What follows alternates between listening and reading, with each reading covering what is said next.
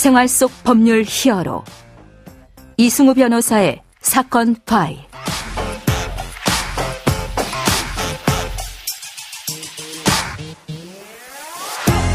안녕하세요. 사건 파일 박기태 변호사입니다. 각종 사건 사고에서 여러분들을 구해드리겠습니다. 오늘 열어볼 사건 파일은 중대재해처벌법 관련 내용입니다.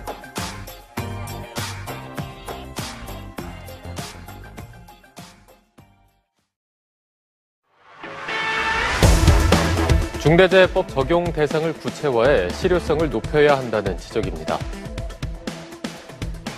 사건 파일 오늘의 주제는 중대재해처벌법 관련 수사 실무입니다. 중대재해처벌과 관련한 수사는 크게 두 단계로 구분이 됩니다. 하나는 근로감독관에 의한 노동청의 수사입니다. 경찰 단계에서 수사처럼 이루어지지만 노동청의 특수성이 반영되는 부분이 있습니다. 중대재해처벌과 관련된 수사는 또한 검찰청의 지휘를 받아야 합니다. 수사 지휘를 통한 노동청의 재해사건 수사가 진행됩니다. 아울러 산업안전보건법상의 의무 위반 관련 벌칙 조항도 적용이 되죠.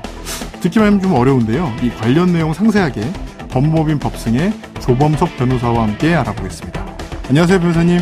예, 안녕하십니까. 법무법인 법승의 형사전문 변호사 조범석 변호사입니다. 예, 많은 분들이 중대재해처벌법 이 말은 많이 아실 거예요. 근데 실제 수사는 어떻게 되는지 잘 모르실 것 같습니다. 이 부분 오늘 설명해 주시는 거죠? 예, 그렇습니다. 많은 기대와 우려 속에서 만들어진 중대재해처벌법이 시행된 지 지금 약 1년 8개월 정도가 되었습니다. 중대재해처벌법은 중대재해로 인한 사망, 상해 등에 대한 경영책임자, 기업 등의 형사책임을 규정하고 있는 법이기 때문에 이 법의 적용을 위해서는 결국 범죄 혐의 유무를 밝히기 위한 수사라는 과정을 거칠 수밖에 없습니다.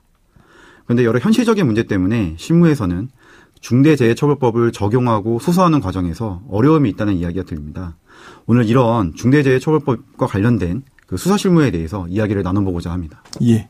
중대재해처벌법 이 얘기 들어보면 제일 궁금한 게 이 처벌법 도입되기 전에는 관련 사고가 났을 때 수사 재판이 잘 안 이루어졌던 건가요? 어떻게 이루어졌습니까? 예, 그 중대재해처벌법 시행 이전에 산업재해로 인한 근로자 사망이나 상해 사건이 발생한 경우에는 네. 그 산업안전보건법 위반 또는 형법상 업무상 과실치사상죄와 같은 이제 범죄로 수사와 기소 그리고 재판이 이루어졌습니다. 네. 산재 사고의 수사는 일반 형사 사건과는 달리 그 산업안전보건법 위반죄의 경우에는 특별사법경찰관인 노동부 소속 근로감독관이 담당을 하고요. 네. 그리고 형법상 업무상 과실치사상죄의 경우에는 일반 사법경찰관이 담당을 했었는데요. 사건이 이원화되어서 각 조사가 진행되다가 검사가 모두 송치를 받으면 공소장의 이제 적용 법조에 산업안전보건법 위반 그리고 형법상 업무상 과실치사상죄를 적시를 해서 기소하고 재판이 이루어졌었습니다.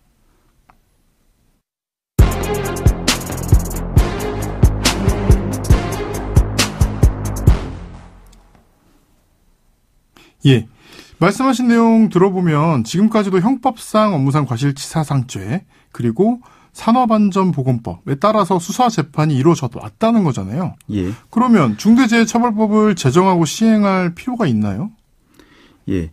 그 산업안전보건법 위반죄의 경우에도 그 법률에 적용을 받는 수범자는 중대재해처벌법과 마찬가지로 사업주입니다. 네. 산업안전보건법 위반죄의 형사사건에서는 그 처벌 대상이 대표이사나 사업주가 아닌 실제 행위자라고 할 수 있는 안전보건 책임자나 안전관리자 현장에서 지휘하는 현장 소장이 그 대상이 되었습니다. 네.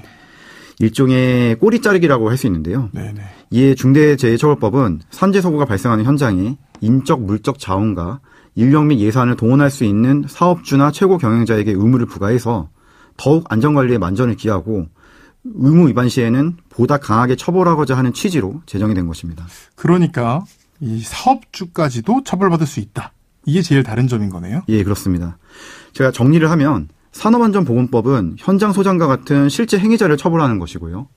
중대재해처벌법은 이러한 현장 소장에게 안전보건에 관한 지휘 명령을 할 수 있고 예산 및 인력을 배정할 권한을 갖는 사업주를 규율하는 법입니다. 네. 즉 가장 강한 권한을 가진 사업주를 규율함으로써 보다 안전한 사업장을 만들기 위한 목적으로 제정되었다고 볼 수 있습니다. 예.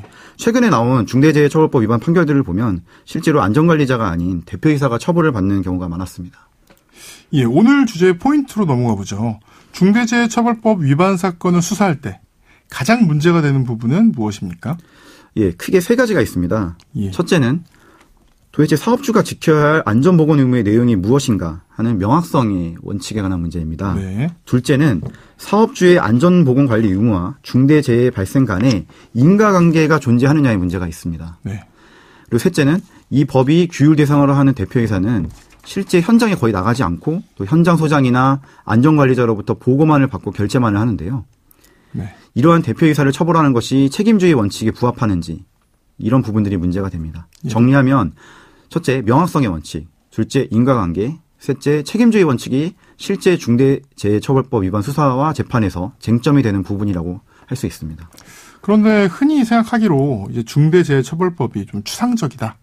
뭐라고 하는지 모르겠다. 예. 그리고 어떤 경우에 처벌이 되고 성립이 되는지 잘 모르겠다. 뭐 이런 얘기가 많이 나옵니다. 예. 그러니까 범죄 성립 여부 판단부터 말이 많이 나오는 건데요. 그러면 중대재해처벌법 위반죄가 성립하려면 수사 실무에서 직접 겪어보신 걸로 어떤 쟁점이 되고 있나요?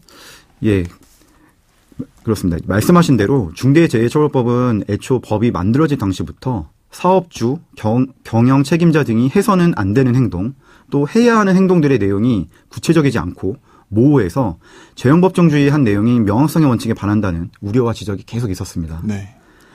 중대재해처벌법은 중대산업재해와 중대시민재해를 구별하고 각 위반 행위에 대해서 처벌하는 규정을 두고 있는데요. 네. 중대산업재해를 예로 들면 법 제4조에서 사업주와 경영 책임자 등이 준수해야 하는 의무를 규정하고 있고요. 이에 대한 위반 시 1년 이상의 징역 또는 10억 원 이하의 벌금으로 처벌할 수 있도록 하고 있습니다. 네. 그런데 법 제4조에서 사업주 등에게 준수하라고 부과하고 있는 의무가 상당히 추상적입니다. 네. 제가 예를 들어보면 재해 예방에 필요한 인력 및 예산 등 안전보건관리 체계의 구축 및 그 이행에 관한 조치, 안전보건관계법령에 따른 의무 이행에 필요한 관리상의 조치, 이제 이런 식입니다. 굉장히 추상적이네요. 뭔가 구체적으로 뭘 해야 된다고 써있지가 않네요. 예, 그렇습니다. 네. 물론 다른 행정형벌 규정처럼 그 추상성의 문제를 해결하기 위해서 시행령 등의 사업자 등이 해야 할 의무에 대해서 위임하고 있긴 합니다. 하지만 시행령의 개념 역시 추상적이라는 문제가 있습니다. 네. 이런 부분들은 앞으로 사례가 누적이 되고 또 관련 법리나 판례가 형성되면 어느 정도 해소할 수가 있겠지만 아직 법 시행 초기 단계이기 때문에 법을 해석해서 적용하는 수사기관 입장에서는 현재로서 큰 어려움을 겪을 수밖에 없어 보입니다. 그러니까 정리하자면 법도 좀 추상적인데 네. 그에 대한 시행령도 이렇게 확실하지가 않고 또 판례는 별로 없는 그런 상태여서 뭐 이걸로 처벌하기가 조금 어렵고 그다음에 어떤 기준으로 처벌을 받는지 이것도 좀 알기가 좀 어려운 현재는 그런 상태인 거네요. 예, 그렇습니다. 네.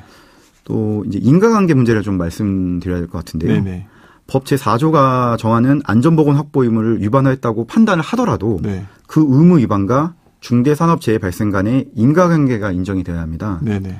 그런데 사실 안전보건 확보 의무 위반과 중대재해 사이의 인과관계를 입증하는 것 역시 쉬운 작업이 아닙니다. 네. 왜냐하면 법에서 사업주 등에게 요구하는 안전보건 확보 의무의 내용이 주로 이제 관리상의 조치에 관한 것들이기 때문에 그 내용이 추상적일 수밖에 없습니다. 그러니까 예를 들어 뭐 종사자의 의견을 듣는 절차를 마련해라. 예, 뭐 예. 이런 의무인 거죠? 예, 그렇습니다. 주로 이제 절차와 관련된 그런 추상적인 의무입니다. 예. 네.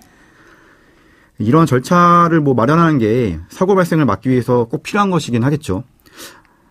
하지만 설령 이런 절차를 마련했다고 해서 무조건 사고를 예방할 수 있었다. 또 이렇게 단정할 수는 있는 것도 아닙니다. 네네.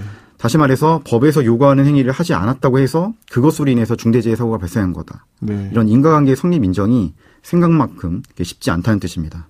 네. 결국 이런 문제들 때문에 수사 실무상으로도 혐의 입증에 어려움을 겪고 있고요. 다른 범죄들에 비해서 기소율도 낮은 것으로 보입니다. 예.